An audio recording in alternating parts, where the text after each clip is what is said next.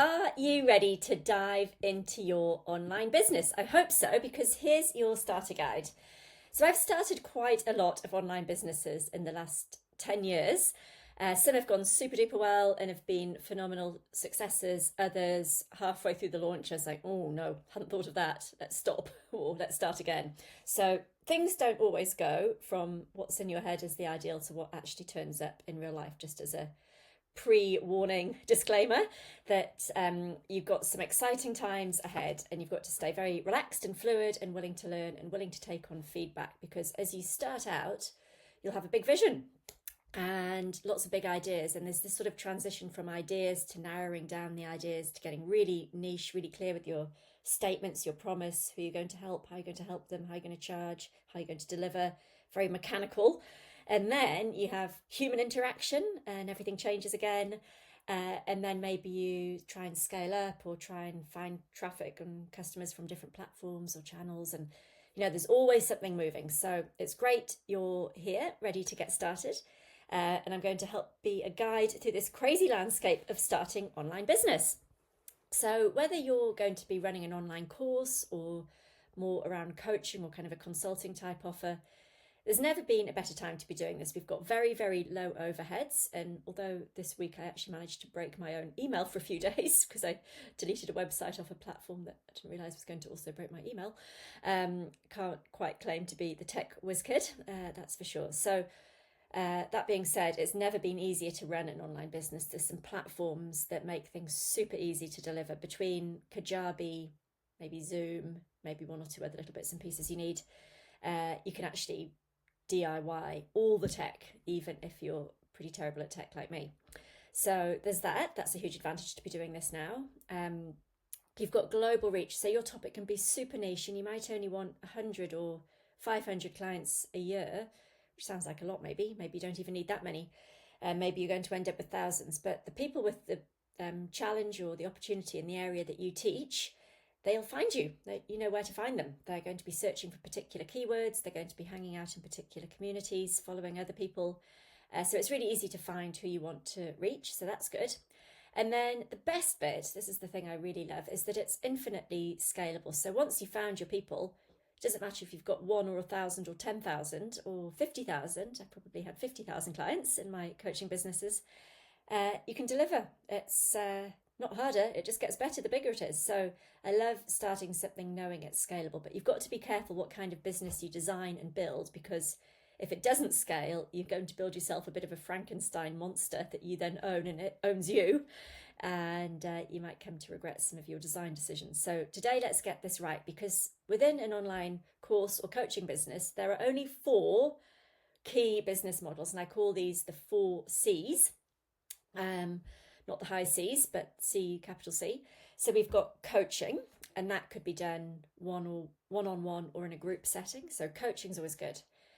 Generally on a call, generally in this day and age over a screen like we are here today, maybe on Zoom or something, or there's lots of platforms out there for coaching, but an interactive coaching kind of call, or a broadcast coaching call, me talking, lots of people listening, or going around a room in a small group, everyone sharing and taking turns, or somewhere in between, kind of a led structured call, but taking turns with some sort of laser coaching or hot seats. So coaching's great because you can have hundreds or thousands of people on a call or an event, and just you talking, or a panel of people talking, or different guest speakers talking. So that's great. Coaching is good. And what people say they want is one-on-one, but what they need is the result. And so you spending more time with them one-on-one does not help them get the result. There's not one AA, Alcoholics Anonymous program or equivalent that's ever worked one-on-one. The best results are always in a group, because you get the peer pressure and the community and the support that helps everyone along. It's a much better result than one-on-one and confidential. Who'd have thought?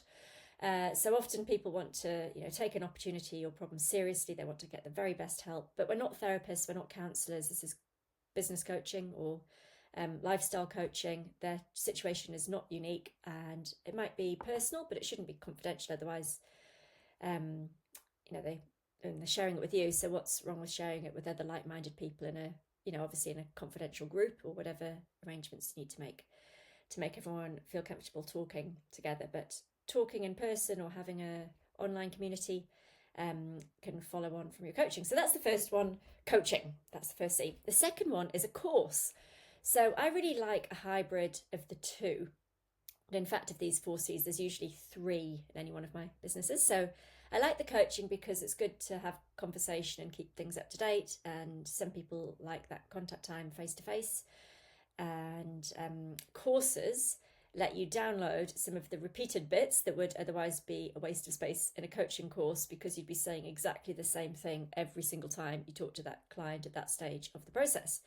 So if somebody's going to start publishing ebooks on Amazon, they need to know how to open a Kindle Direct Publishing account. So for somebody to pay me an hourly rate to teach them how to open a Kindle account would be really bad use of their resources and really bad use of my time. Whereas a course can pre-record and do a demo or a walkthrough or a presentation on how to open a Kindle account. So it might not be the really interactive, is this a good book topic discussion, but it could be a really good thing just to record once in a mini course. And some courses, that's all they are. You pay for a course and you just get a course. If you buy a course online on a platform like Udemy or Masterclass, there's no coaching, there's no community, I don't think, for most of them. You just pay your money and you get access to some videos. And those videos might sit on something as simple as a Google Drive, having been recorded off a laptop at home. Maybe some PowerPoint slides, maybe just a talking head.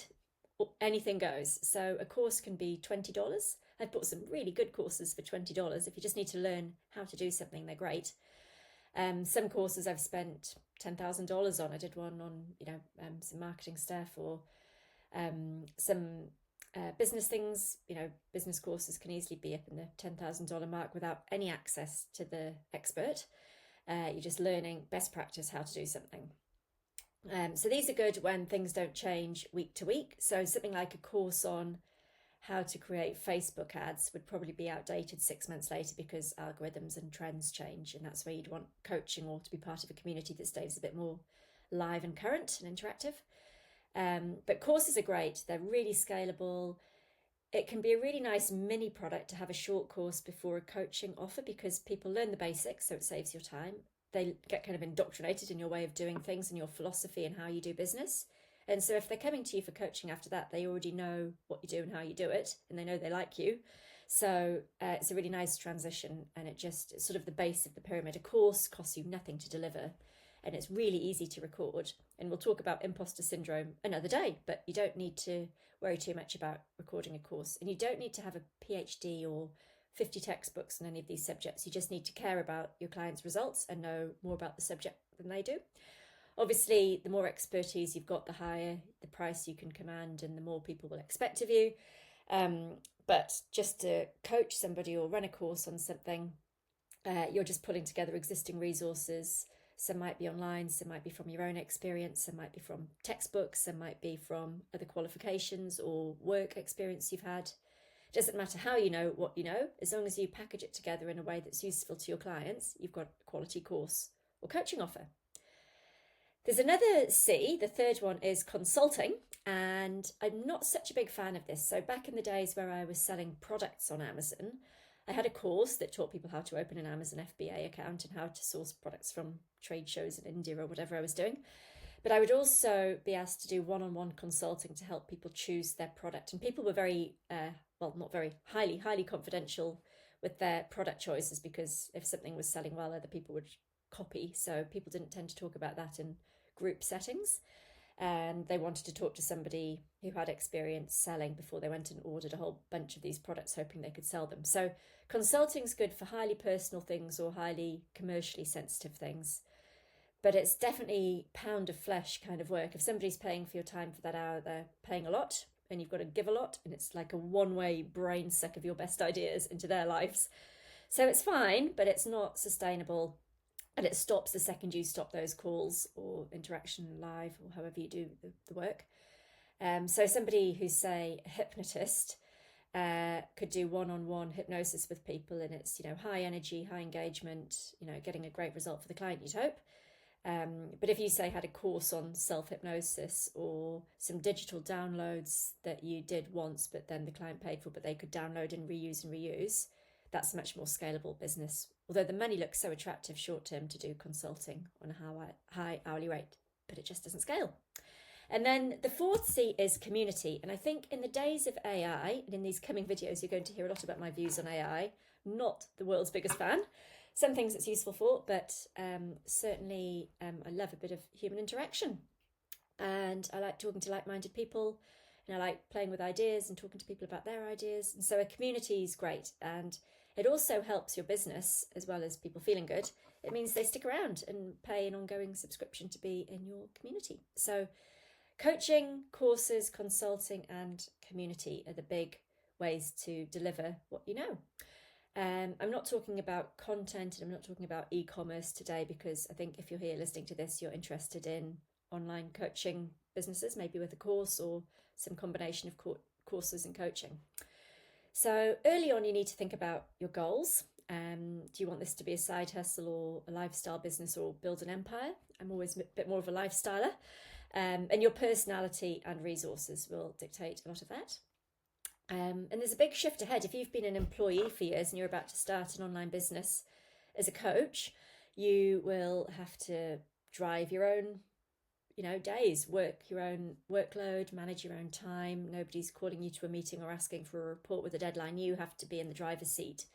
And that mindset shift is huge, especially while you've still got all your other commitments. It's not like loads of space suddenly appears in your life, or you weren't already that busy. We're all busy and we're all pretty fully loaded. So to find not just the time to do the work, but the time to shift your mindset, that's really important. And we'll have some videos coming up on the mindset shift and also the imposter syndrome, because it's suddenly, you with a very different hat on, delivering your subject to a whole bunch of people paying you, which is great, but it's a very different world. So getting ready to dive into your online business, you'll need a few tools. I'm going to share a list in the notes with some of the platforms I like and use to run my business. Doesn't mean you've got to use them, but these are the ways I keep my life simple. And I like simplicity, and I don't like certain things. So I don't like things like paying for Facebook ads or having one-on-one calls. So I'll teach what I do and what I like and what I know, and you can take or leave what you like out of that. You'll need to do a bit of a flurry of activity to go live. Now, part of that's building your audience and part of it's building your offer. And once you've got your first potential audience signing up for your offer, then you've got to deliver. So there's a bit of a step-by-step process to creating some digital assets and setting aside some time in your calendar to be able to go live, have the sales funnel work. Somebody who pops out the other end has something to go and do. So I tend to do the marketing first and the course second, because in the process of doing my market research and getting the words right and what the offer is, I start tweaking exactly what the course deliverables would be. And then I make sure I really carefully match what's being promised and what's being delivered. And if I do the promising first, then I can tick off all the things I need to deliver. So if there's a weekly call or a quarterly live event or a one-on-one onboarding call or something, that they're all built into the onboarding sequence. So I just do a spreadsheet. I just do a Google sheet with a checklist of all the things I need to create and tick them off. So I might need to open a Kajabi account. I might need to create a checkout page. I might need to do a privacy policy and a receipt kind of invoice thing with some, paper trail for the client if they're claiming it as a expense or having to code it in their business. And then they need some login credentials sending, and then they need access to a certain platform. The course needs a name, and then the course needs modules, and then you load them up. So there's a bit to do, but you could do it in a week. Honestly, it's not a 6-month project. So, the thing I see people get wrong is taking too long to do it all. It doesn't need to be perfect, but you do need to pull all the bits together and get it live. We haven't got time to go through all of that right now, but those are the steps. There's about 10 of them. And I can share with you my exact step-by-step process of how I start an online business with the content and the marketing and the delivery side. I like to do a sort of a 90-day focus plan, so I don't get distracted with, halfway through starting a YouTube channel going, I think I'll do TikTok as well, and maybe Facebook ads look good, and maybe I should do a summit. I don't want to get distracted. So at the beginning, I'll write a 90-day focus plan for new online businesses that I'm designing and building. And that's really good. And I just actually follow a book called The 12-Week Year by Brian P. Moran, which has got a great way of just spending 12 weeks doing one thing properly or even a few things properly, but it really gets me focused and ticking things off. And you get a little dopamine hit when you tick a box for having done something that you said you were going to do. It makes you feel good. The longer the list, the bigger it looks at the start, but the smaller the things are to tick off, and then you get some good momentum and feel good and want to keep going. So my challenge for you today is to pick your model, get that blend of the 4Cs. There's very rarely a course that doesn't benefit from some community, or a coaching business that doesn't benefit from a mini course at least, if not the full course. Maybe there's some live calls to go with your online course, or maybe even some one-on-one consulting for, a one-off bonus when people sign up to a coaching package. So have a think about the model that's going to work for you, that perfect blend of coaching, courses, consulting, and running a community.